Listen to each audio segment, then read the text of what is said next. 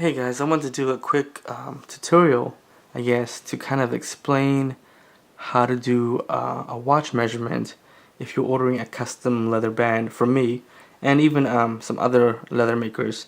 And if you're not sending me the watch face on how what measurements I need, and kind of give you a visual instead of trying to read and understand what someone is asking for.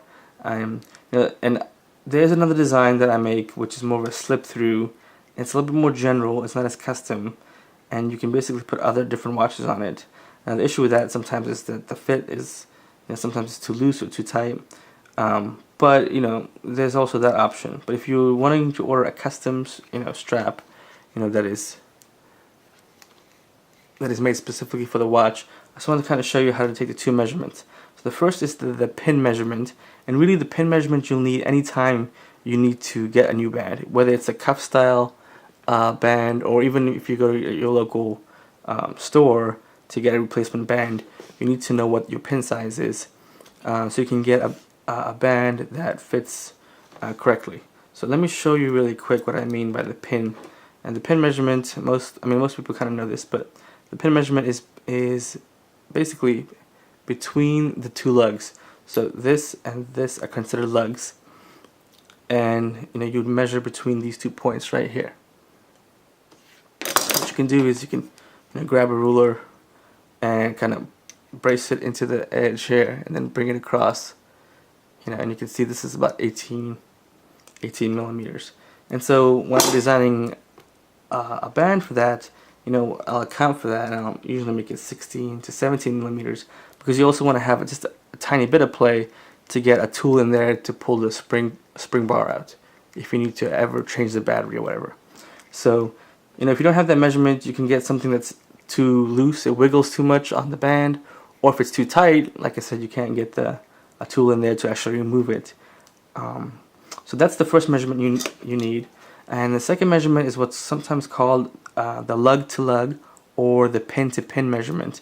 And basically that is based on the size of the watch face often, but you're not measuring the watch face. What you're measuring is from one pin to another pin.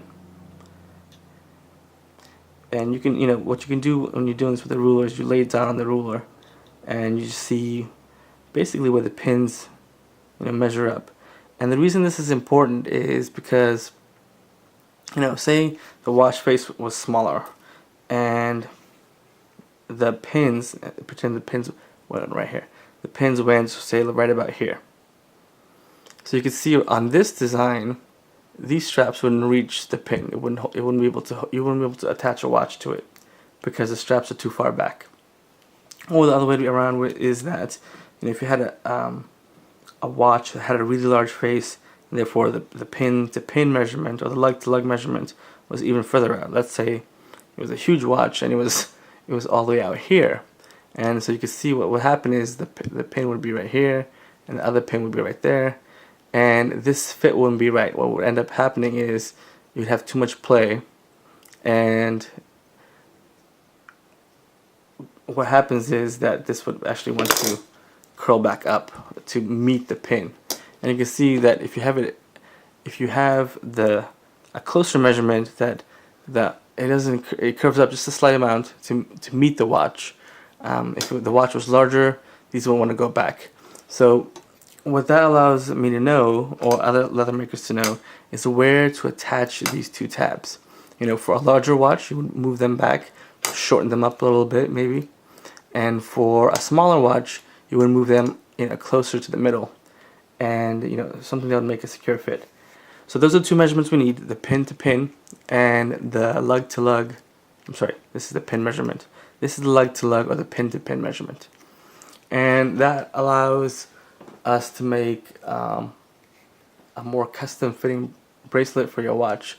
What I recommend when I do custom orders is, ideally you would send me the watch, but I understand that some people have a sentimental attachment or don't want to risk that, and that's fine.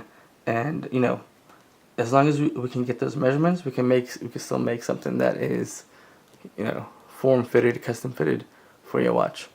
Anyway guys, I hope that explains the measurements that people need that I would need or other leather makers need when they're making a custom watch band for you. If you have any questions, go ahead and shoot me an email or message me, and you can always reach me. My email address and my website will be in the description. So, take care.